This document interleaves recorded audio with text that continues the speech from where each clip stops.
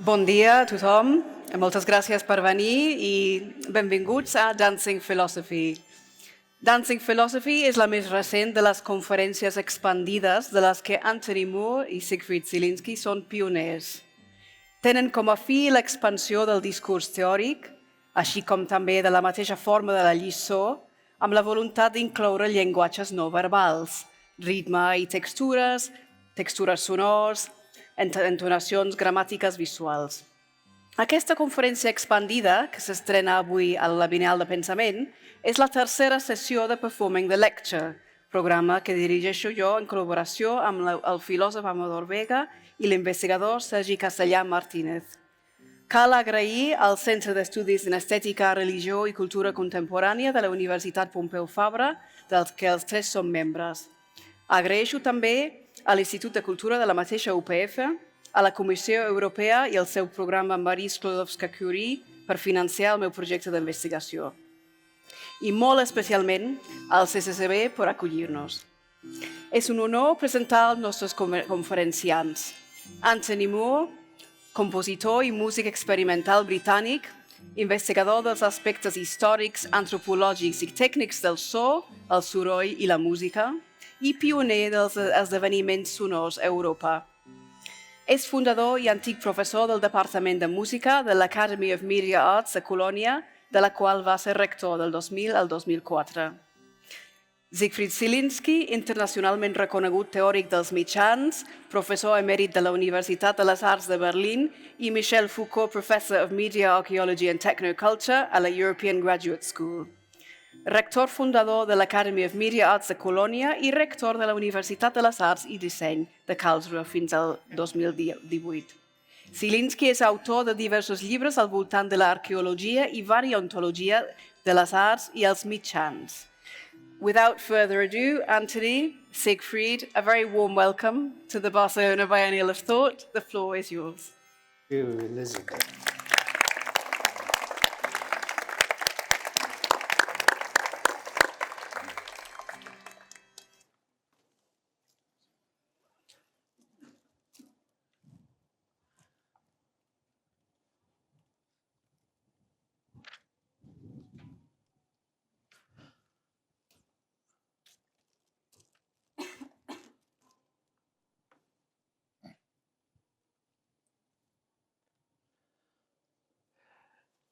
Dancing Philosophy.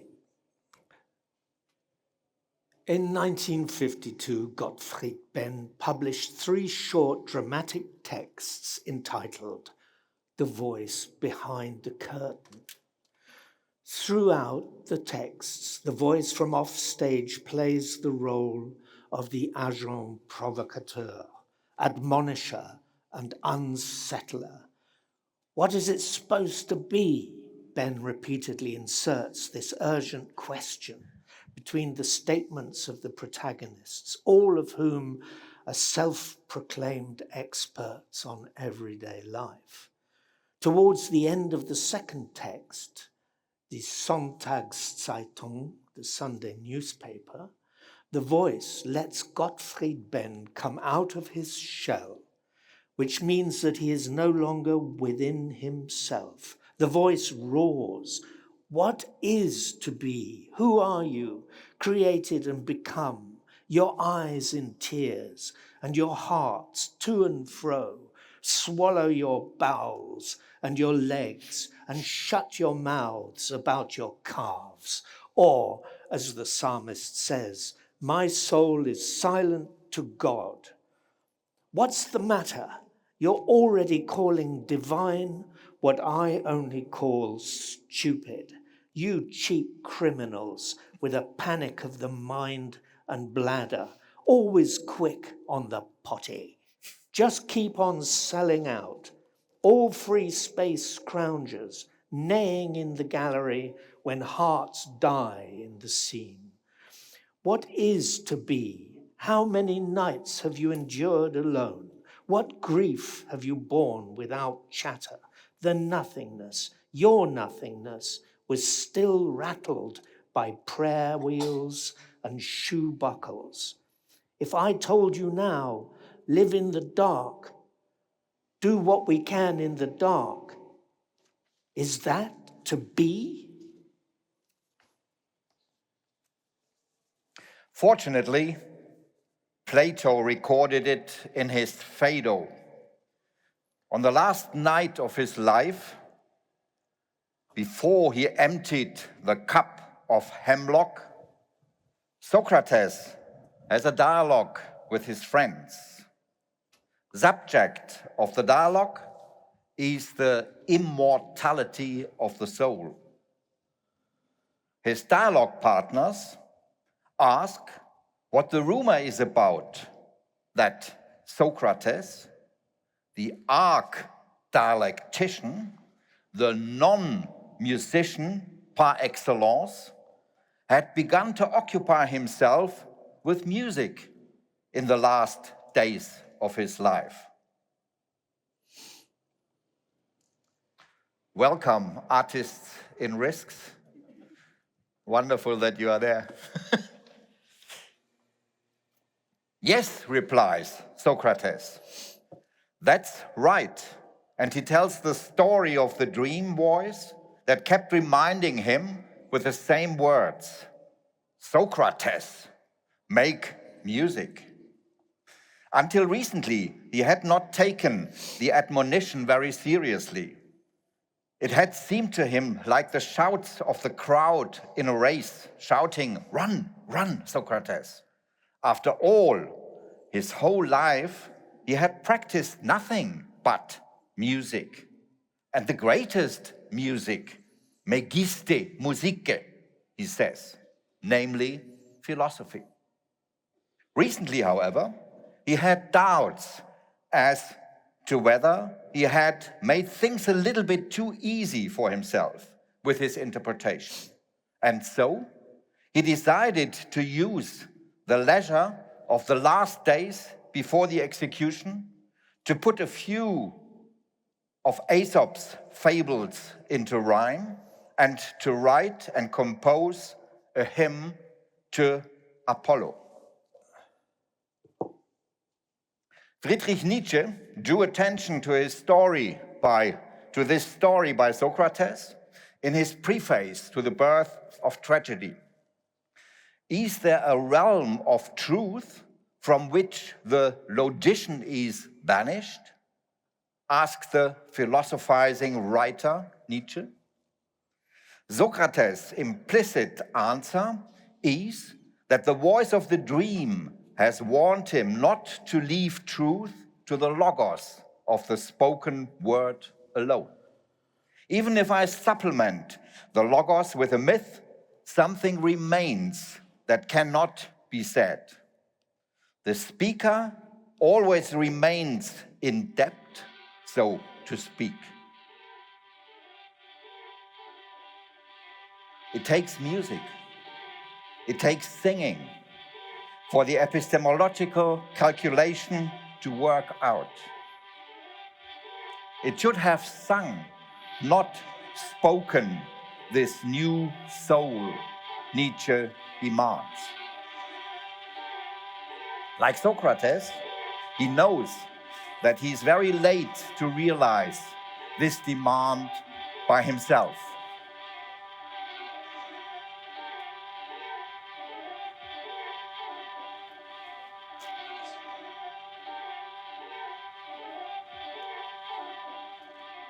Dancing lakes, dancing lakes, dancing lakes. Thank you, Anthony. The Max Planck Institute for Empirical Aesthetics in Frankfurt recently presented the results of an extensive international study. They investigated the effects of dancing on what psychologists call the Big Five personality traits: openness, conscientiousness, extraversion, tolerance, and neuroticism. The dancing test subjects proved to be significantly more open and tolerant than non-dancers. The type of dance is also of great importance. Swing dancers proved to be far less neurotic than those who only practiced disciplined Latin and standard dances.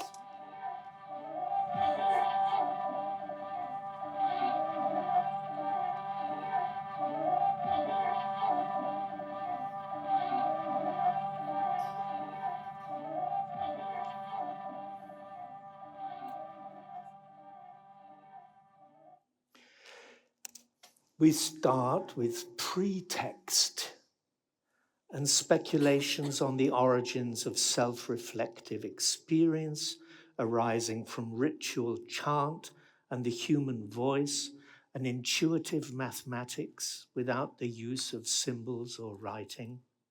Arithmetic in the dark.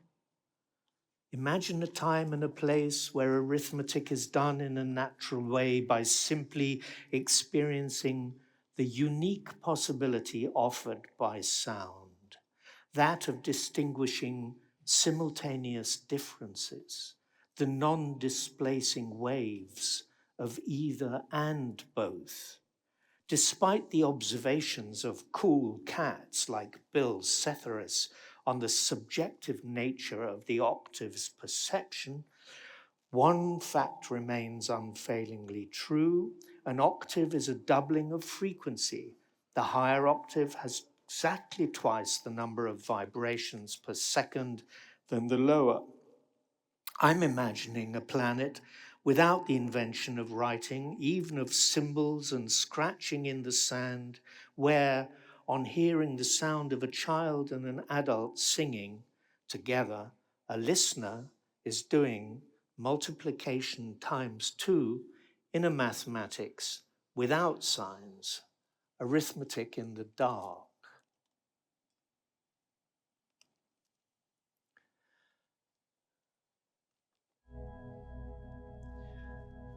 With focus on repetition and change, the song evolves mostly through the active perception of the listener.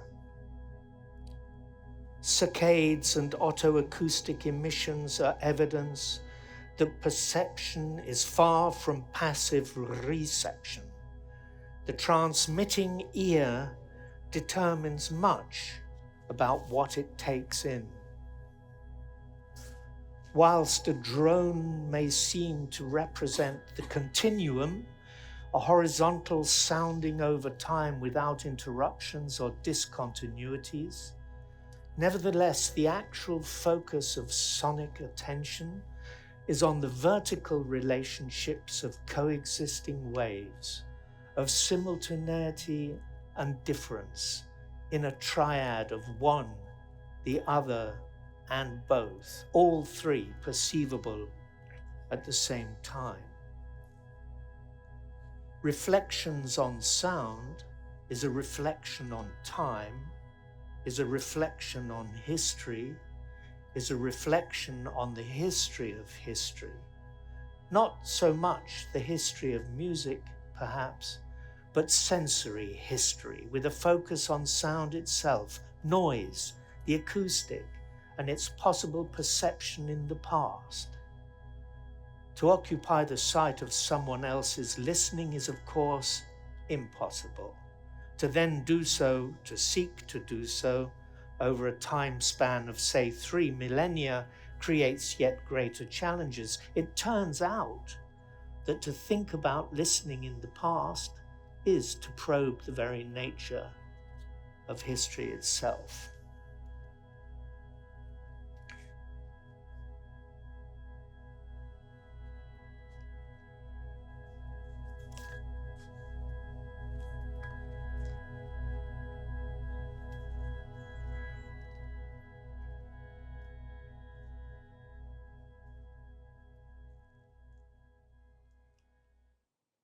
Immediately after the Second World War, and still under its influence, in a 1948 essay, Max Benzer attests to the fact that our existence has become essentially technical.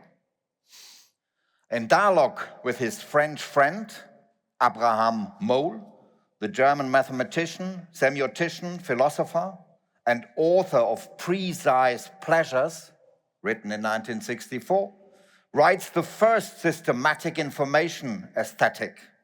It is still grounded in language. For all his appreciation of the calculable, Bense never lets art and poetry be absorbed into the structure of formulas, of algebra, and algorithms. The unexpected for him is a condition sine qua non for our ability to even speak of aesthetic events and sensational phenomena. Art, whether it tells the story of an old man or recounts red points encountering black lines of white surfaces, art is based in any case, not for its own sake, but for ours, on the frivolous nature of surprise. The frivolous nature of surprise. It is only signs of surprise which elicit attention in our mood, as well as the efforts of our intellect, that stand the chance of producing an aesthetic communication and of generating art. Beyond that which surprises, straight away begins all that is trivial in the arts, the zone where no excitement is aroused. This last sentence was written by Max Bense.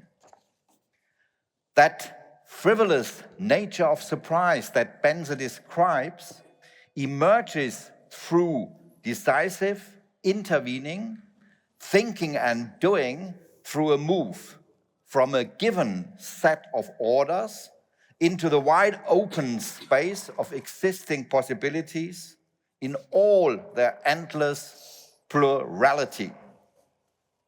For my own intellectual socialization as a young man, studying the texts of French philosopher Louis Althusser had an enormous impact. He thought boldly, unconventionally, contrary to the dogmatists of Marxist doctrine, of which there were so many in Western Europe in the 1960s and 1970s. The aleatory is key to Althusser's conceptual universe. In his essay, The Underground Current of the Materialism of the Encounter, he draws on an incomparable philosophical poem written by the atomist Lucretius in the 1st century before the Common Era, in order to explain a category very dear to his heart. The clinamen is an infinitesimal swerve, as small as possible. No one knows where or when or how it occurs. In De Rerum Naturae, Lucretius describes the clinamen by way of an analogy to raindrops, all falling parallel to one another until suddenly one deviates from its vertical path. Translated in the language of the atomists, an atom will swerve from its vertical fall in the void and breaking the parallelism in an almost negligible way at one point. Induce an encounter with the atom next to it, and from encounter to encounter, a pile-up and the birth of a world, that is to say, of the agglomeration of atoms induced in a chain reaction by the initial swerve and encounter. Along with the natural philosopher Epicurus, Althusser was profoundly convinced that the origin of every world, and therefore of all reality and all meaning, is due to a swerve. And the swerve, not reason or cause, is the origin of the world.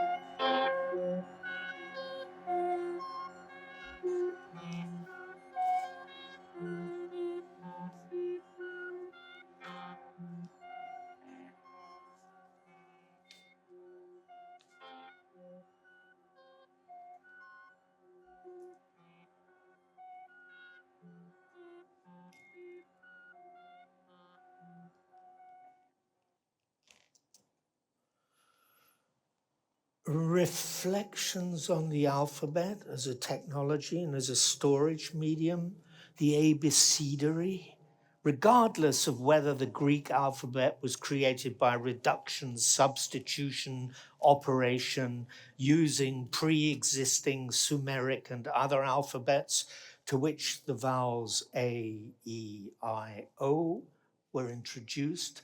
This inclusion is comparable to a form of recording, of increasing the storage capacity of memory.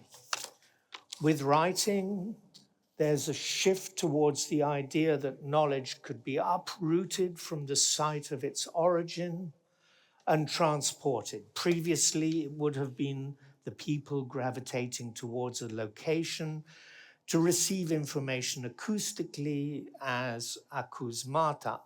To move information over significant distances, you have to store it. For the Greeks to be able to nurture and maintain the acoustic life of the Homeric tradition, the hearable had to be preserved.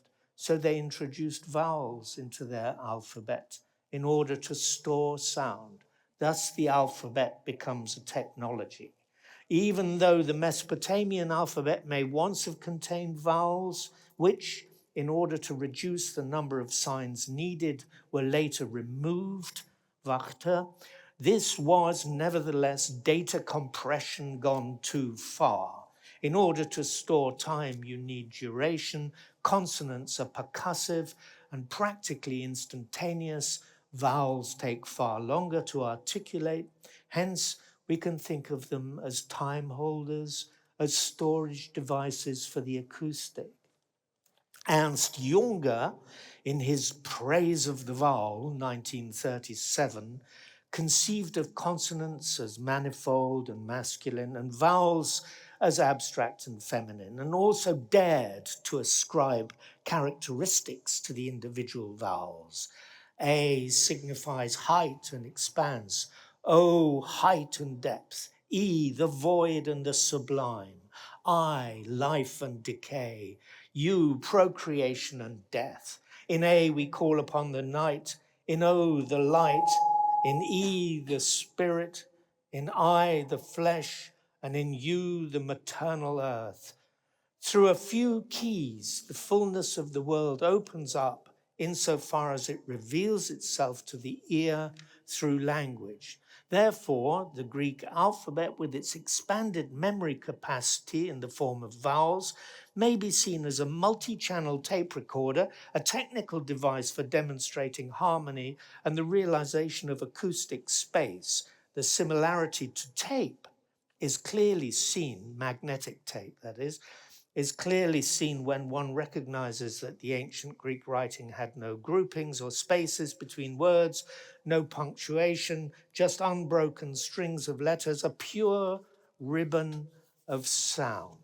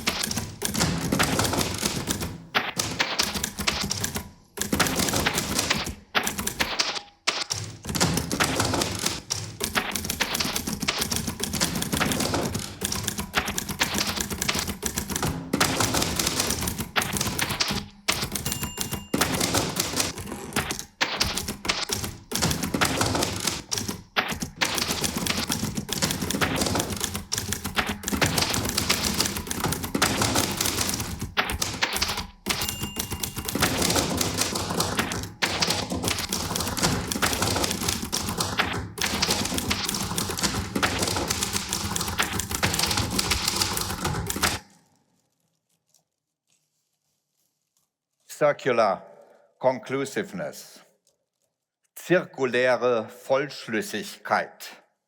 I am an artifact, therefore I am.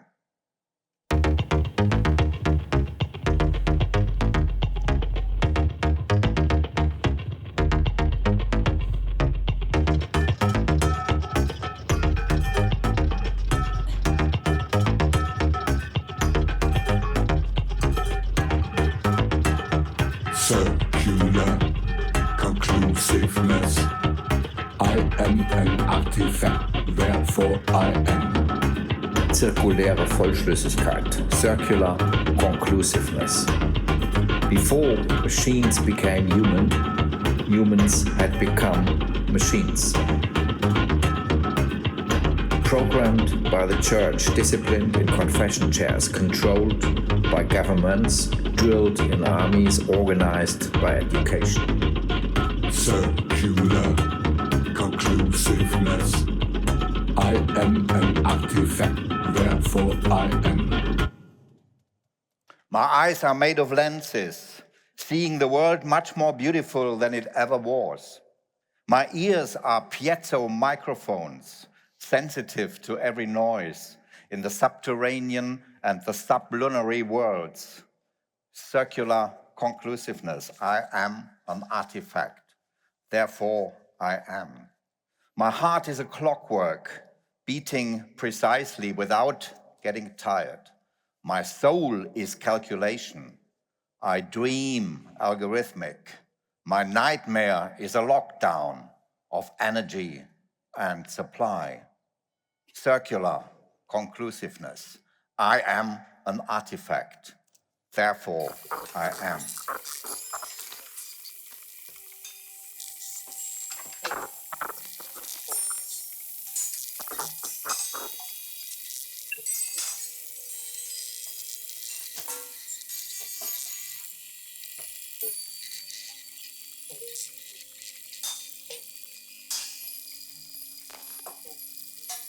This is the beginning of a sentence which, by the time you reach its end, will have mostly disappeared. For you, it will have traveled into your past. For itself, it continues to journey on into its own future. This sentence divides at the moment it's overheard. It forks down two paths, one entering the memory of the hearer and the past, the other continuing on through the air, disturbing molecule after molecule on its way into a possible future. But imagine this sentence has always been duple from the wellspring inside our gentle loudspeaker, just phase cancelled half a cycle apart, and hence quite hidden by silence. Encounters with an observer shift this phase and bring into being the audible stream which releases its twin to travel on, heading or not, for the next well-placed ear. It isn't that your eyes scan motionless lines of words which once read are consigned to the past.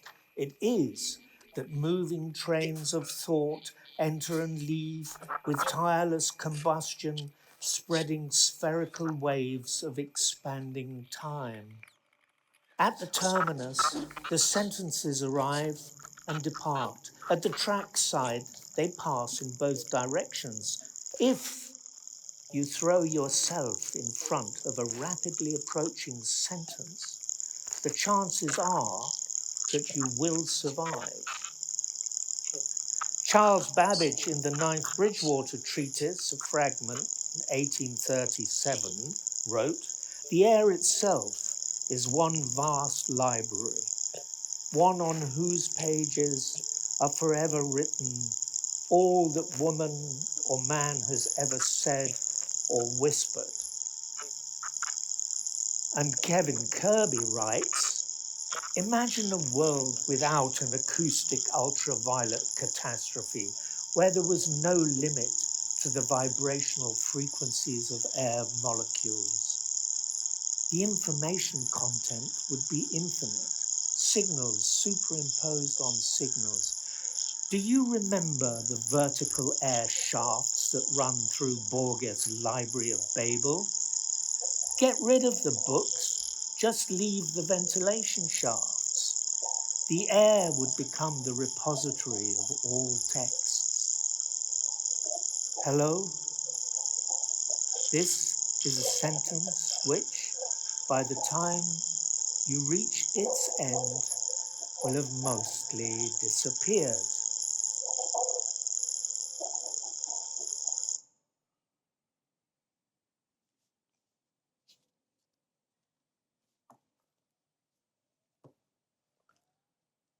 Helmholtz on the psychological causes of harmony in music, 1857. Finally, I would direct your attention to an instructive spectacle which I have never been able to view without a certain degree of physico-scientific delight, because it displays to the bodily eye on the surface of water what otherwise could only be recognized by the mind's eye of the mathematical thinker in a mass of air traversed in all directions by waves of sound.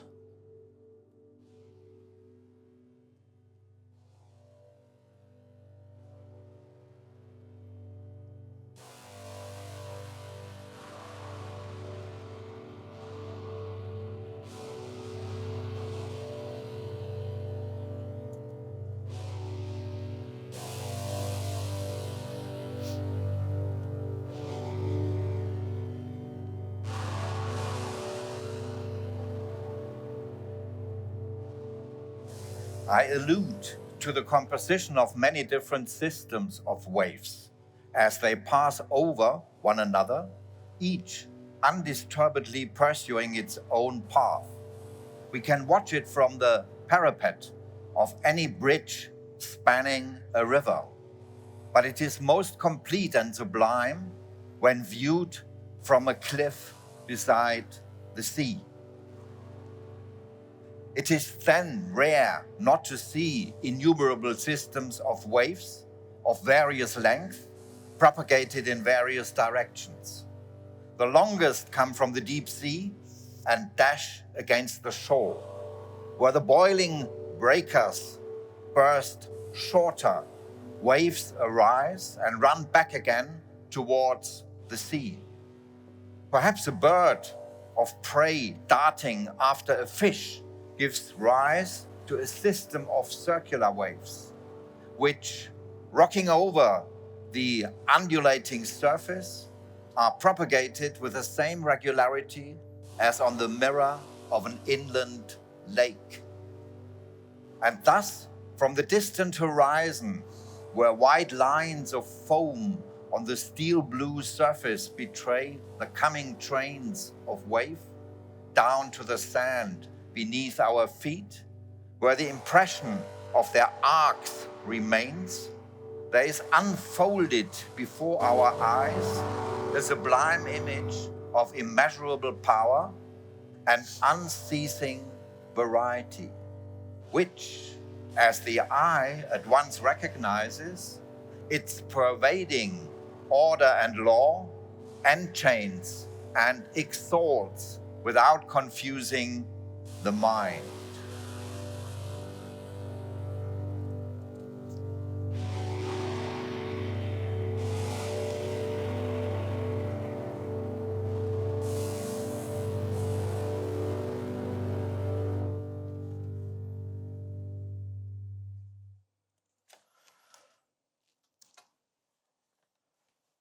Noise and machines, the voice imprints itself on the air, awaiting only the invention of an infinitely sensitive technical device, the active and microphonic ear, to access that ethereal medium as one vast library.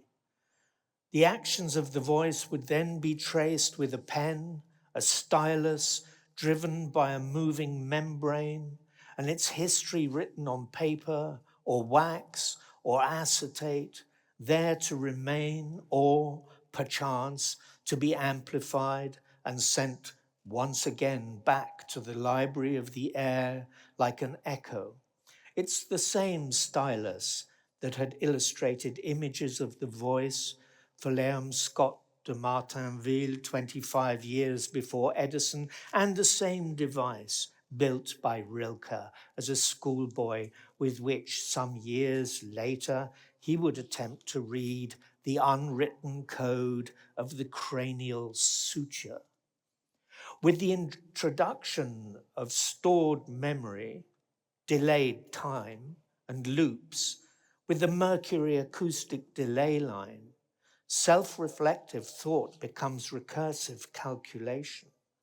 During the realization of the soundtrack for David Larcher's Maretale in 1969, the possibility of music making with multiple tape recorders suggested itself, of using tape machines as instruments, second-hand, partially functioning, dubious servos, but instantaneously fascinating. I've got 38 centimeters of noise here draped round my neck. What can I do with it? Pretty much anything.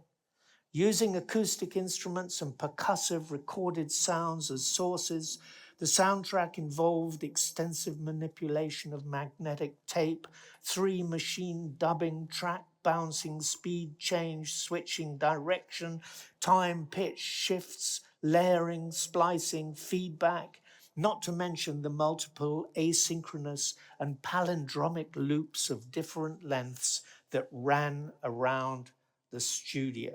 This weavable, wearable ribbon of ferrous oxide is wound onto a spool and placed on the tape machine.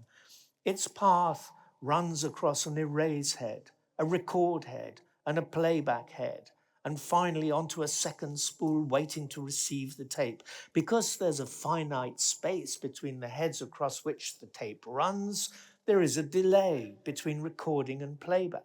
And naturally, this delay varies with the speed of the tape transport. The slower the speed, the longer the delay. Composing music for many non-narrative films, it became clear that celluloid and magnetic tape are handled with identical techniques of splicing, of looping, superimposing, speed and direction changes, and that this technical correspondence would be the deepest connecting principle in the relationship of image to soundtrack. Musical works using a single tape on 2 machines were also constructed. The tape travels across the record head of the first and the playback head of the second machine, whose electrical output is connected back to the input of the first machine to create feedback and long delays, sometimes lasting perhaps more than 60 seconds, which is enough time to record entire sentences of speech. I didn't realize it at the time, but with sufficient distance between the 2 machines and the tape speed adjusted accordingly, this becomes a visually arresting way of performing Lucier's "I'm sitting in a room in real time."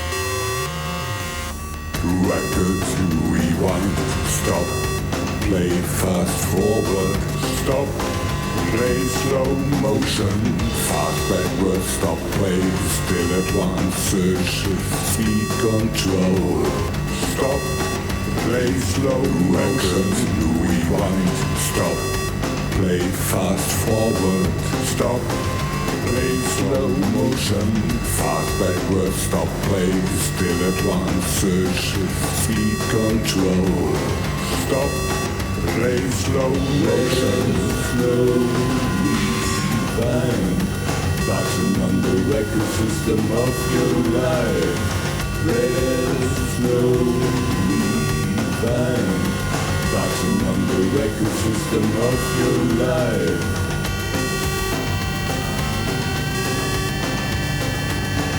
As soon as time is becoming a technical object, you can manipulate time, take time apart, down to its smallest units. Stretch time, condense time, enlarge time, accelerate time. Records, rewind, stop. Play fast forward, stop. Play slow motion, fast backward, stop. Play still advance, shift speed control. Stop. Play slow motion, slow rewind. Button on the record system of your life.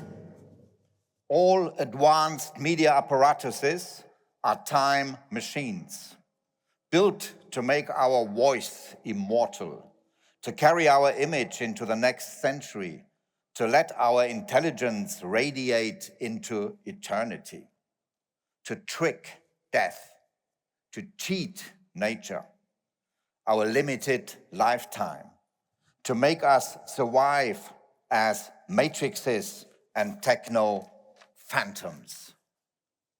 Record, rewind, stop, play, fast forward, stop, play, slow motion, fast backwards, stop, play, still, advance, search, speed, control.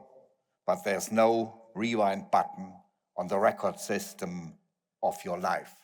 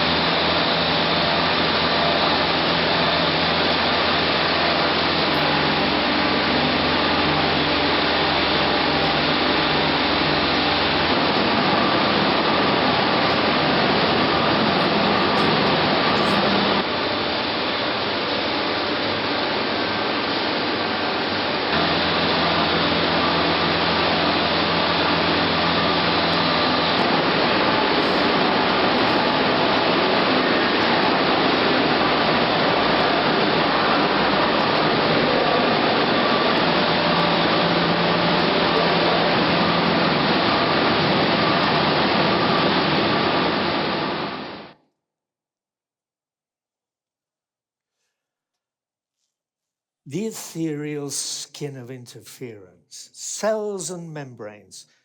In the 19th century, invention of more powerful microscopes reveals that cells are not sealed off, but have porous membranes. A cell is both dependent and simultaneously independent, separate and connected at the same time.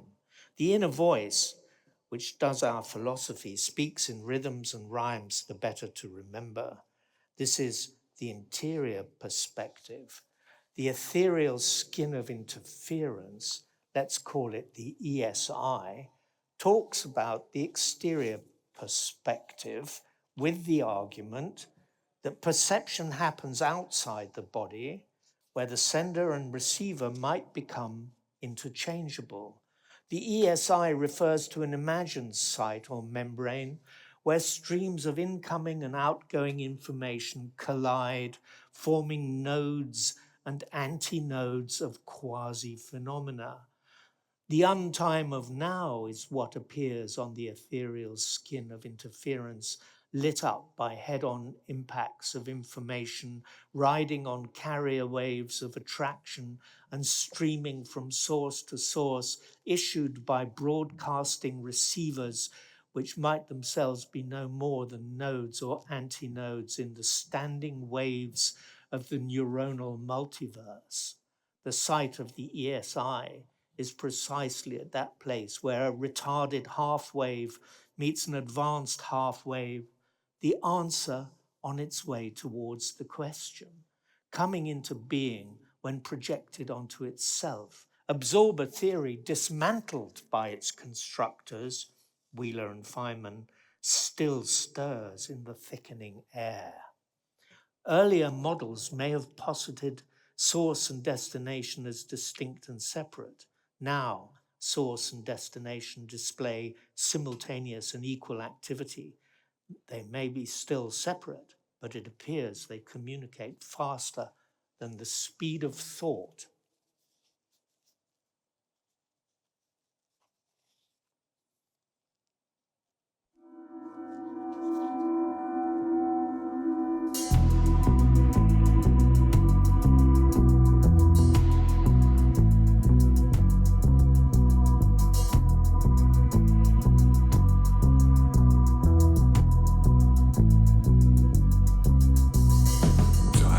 Joy, dancing philosophy, a pulse of the brain. Joy is the experience of structured time. Dervishes celebrate it by using the extreme limbs of their bodies, celebrating the links between heaven and earth. Students of the Torah dance it with the holy book under their arms. I've never seen nuns or monks dancing. There's no dancing in the divine cathedrals of Europe. Time of joy, dancing philosophy, a pulse of the brain. In techno frequency, the bodies work overtime without end. Get out of your lethargy. Ecstasy on the assembly line, a deadly trap. In the long run, no one can be outside of him or herself. Only in the artificial paradises of drugs and machines. All drugs are time machines. Time of joy, dancing philosophy, clock pulse of the brain. Laughter is rhythmicized time, sets the body in vibration, makes it oscillate. Joy does not submit itself, definitely not the mastery of some watchmaker, of any precise clockwork. Time of joy, dancing philosophy, clock pulse of the brain. Laughter is anarchy. In laughter, thinking finds the rhythm of our body. In laughter, bodies think out loud. In laughter, the bodies free themselves, pour out into the world, and make it come alive. Time of joy, dancing philosophy, clock pulse of the brain.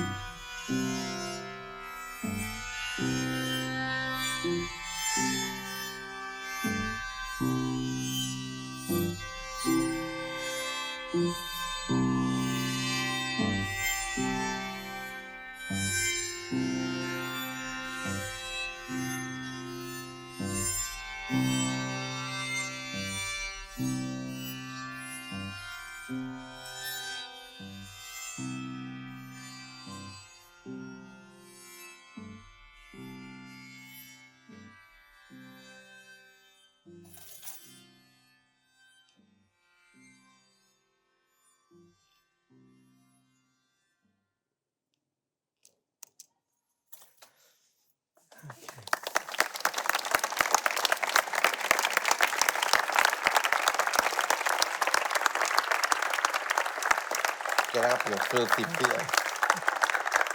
15 minutes. 50 minutes, exactly.